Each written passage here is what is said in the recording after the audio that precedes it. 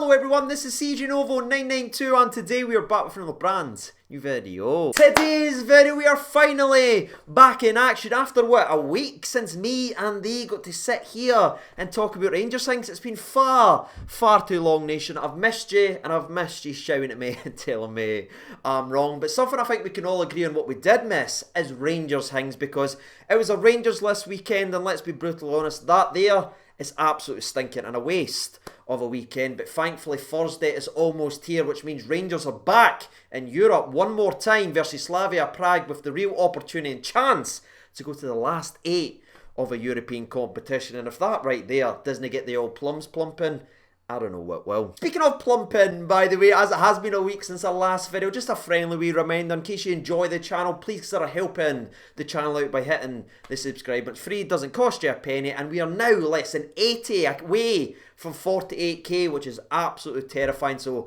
any help would be greatly appreciated on helping us on our way. But with YouTube things and all that out of the way, let's get to business then, shall we? And this might sound crazy, but it's time for the oppositional preview. Yes, we just played them a week ago, but there is a couple of things we need to break down and discuss, and an update on how they responded to that 1-1 draw with Rangers. And I think the latter there is the perfect place to start off the oppositional preview, because having a look at their most recent game, because lucky them, they actually had a game this weekend. I think we all had our eyes going into this game to see who started originally, who was rested, and who was sort of rotating, and see how they responded to that 1-1 draw, because they're disappointed with the 1-1 draw. Let's be brutally honest with that, because they felt they'd done enough to win the game of football. But going into this game, we saw Nay feeling sorry for themselves when he saw no weakness at all, because it was almost a robotic fashion. They went into this weekend, right, they rotated couple of their players to keep them fresh for us, but they still had maybe their best and key players like Stanciu in the game to keep him sharp, and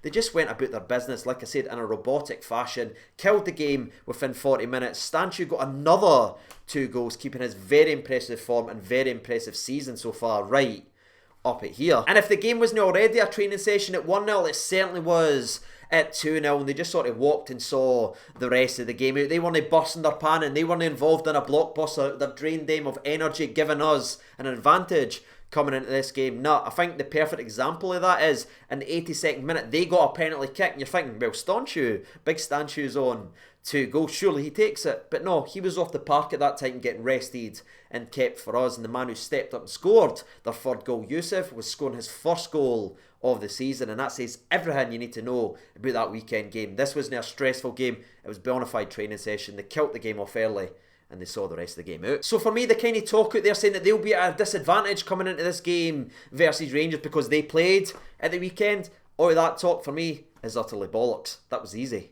for them. Something that isn't bollocks, however, is an important update regarding their starting 11 coming into this game, because that formidable defence, which has got so much praise this season, will be weakened coming into this game versus Rangers, as David Zima, who is the very impressive 20-year-old centre-half who's getting a lot of plaudits this season, and rightly so. Hell, he was very good against us last week, but he's actually suspended as he picked up a yellow card for a challenge on Alfredo Morelos, which is just superb for Alfredo. Once again, son, he's playing chess. Now, all joking and all that aside, that David Zima blow is something to look out for in this game of football, because to me it does weaken their very impressive defensive unit. Yes, they have a good player coming back in and replace, but not to the same standard or consistency that Zima's been playing at, in my personal opinion, for the games that he's actually went out there and played. So that could be one of the key factors in this game. Morelos gone up there against a centre-back that's not played as much football. Definitely look out for that. But regarding the rest of the team, regarding the rest of who's available and who's fit,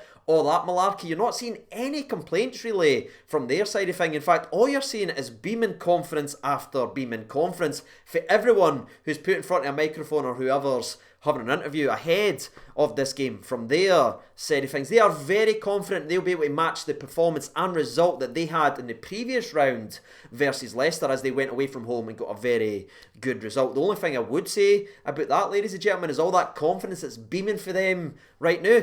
Leicester had the same confidence in the second tie gone in the last round, and we also how that ended. And that right there actually gives me the perfect transition into something I want to talk about next, because to me, it's one of the most important things going in to this actual tie, because yes, they are confident they'll be able to go there, match a performance and bring a performance like they got in the last round versus Leicester, but if you look at it, and if you look at the scenarios that they find themselves in now, they can't just go out there and play to the exact same way, because in the last round they were able to just sit back deep because there was no advantage for Leicester. It was 0-0 after the first game, and they were able to sit back and try and play for the away goal. In the second that Slavia got the away goal versus Leicester, they sat back even further and just piled on the counter out in the wings position. But that's been took away from them in this game of football. What they are good at and what they are best at is in sitting back and hitting the counter out in the wings. They can't really do all afternoon versus Rangers at Ibrox, because we have the advantage of the away goal and they need to come forward and they need to make sure they score. And that for me drastically changes what Slavia Prague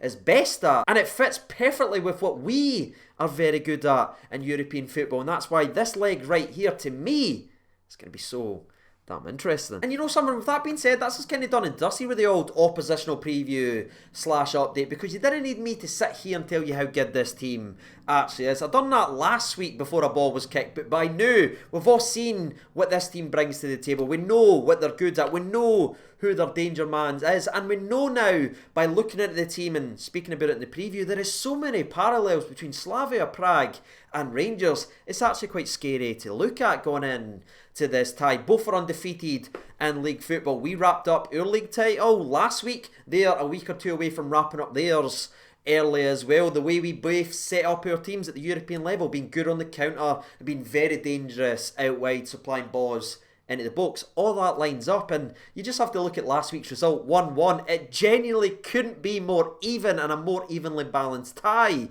going into this second leg. But again, something has to give here. Someone is going out and someone's going to the last day, and I just think with how balanced and how evenly matched we are, I do think it's going to come down to who wants it more in here, who has more quality, who has more heart on the day, who's willing to give that extra 10-15% on that Thursday night and run themselves into the ground, because that's the only thing that's going to separate the two sides. And I genuinely think it's going to come down to heart to see whether or not we're in to the last 8. And speaking of heart, actually gives us the perfect transition over to the Rangers side of today's video, because that's something that we've had in abundance not only this season under Steven Gerrard, but every season, especially at the European level under the gaffer. But I think if we're being fair between me and you, if we go back and you look at last week's game, the way we started it just wasn't to the usual standard that we've been playing it. It was very slow and it was very sluggish, and maybe given the way things happened last week and just a couple of days before that massive European game with the celebrations, the madness, the emotions that happened,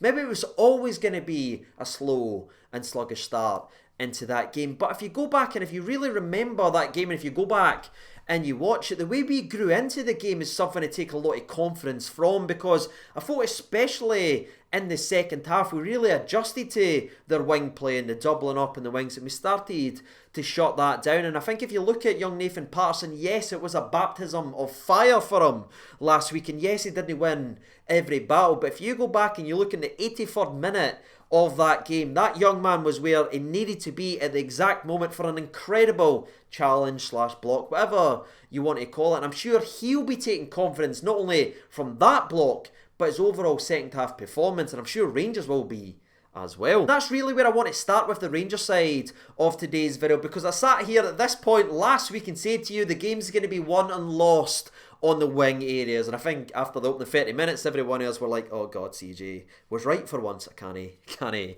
believe it. But again, as we've already mentioned, we adjusted going into the second half, and I just can't help but think that experience that we've had now of seeing them at their best but then adjusting and coming through at the other side, that experience right there is going to be invaluable in the second leg with the last 8 ahead of us. Because I sat here and said to you last week, whoever wins that wing battle wins the match. Well, now, ladies and gentlemen, it's flipped and it's went even further. Whoever wins that wing battle now in the second leg will win this tie and be in that last day. And for that, I would love nothing more to be able to sit here and say to you that Ryan frickin' Jack is back in business and he's going to do a job on that right hand side, double up with Patterson. It's all systems are go.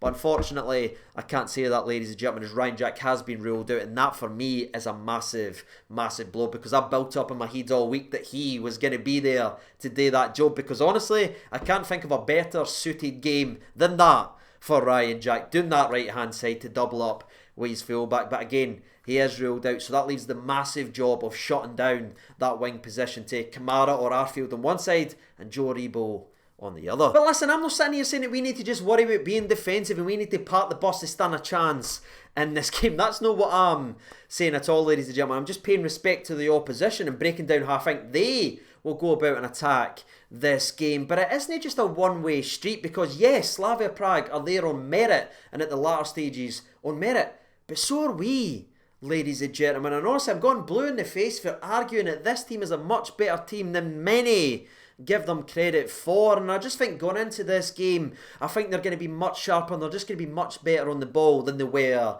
last week. Maybe they were half cut, or maybe they just weren't quite emotionally there given what happened at the weekend. I'm very eager to see how we start this game of football and go about it, because if we are at our best, I honestly think it could be a very good evening for us and another reason to sit there with a massive grin and celebrate. Because you just look at it, as we mentioned earlier on in today's video, they need to be much more attacking than they have been throughout the entire tournament, if we're being honest with you. And that attacking sense will create gaps, and when you've got the likes of Ryan Kent, your boy Hadji, Kamal Roof if he starts in the head of Hadji, those boys thrive in those areas. And when you've got Alfredo Morelos in this form that he's in at this moment, being involved in absolutely everything going forward, all that right there would be a massive problem for anyone that's left in this European competition. So as you may or may not be able to tell, I'm really relishing this game of football. We have absolutely nothing to fear. Yes, we have to pay respect to the opposition, but also they need to respect us, and more people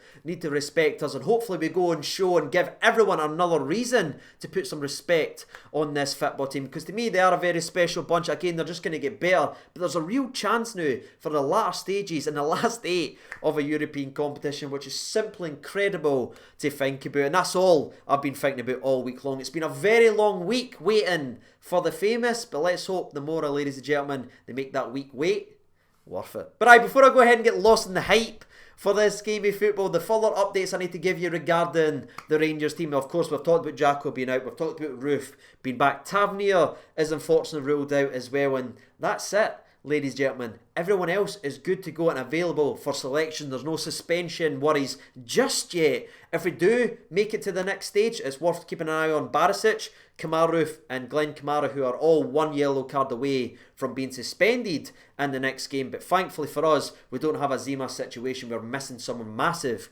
coming into this game because they picked up a yellow in the last game. And now with that being said, that's been the oppositional preview, or the oppositional update. That's been the Rangers conversation. That has been the latest injury / team news. Now all that's left to do is me and you to put ourselves on the line and try and get a wee cheeky prediction on. Again, I think this game's going to be just everything. Gerard's already said he's sending the players out there to go there and empty the tank, because what's ahead of us would be one of the highest moments we've had now for a very, very long time. So I can really see this being a bona fide battle tomorrow. Will it be all good?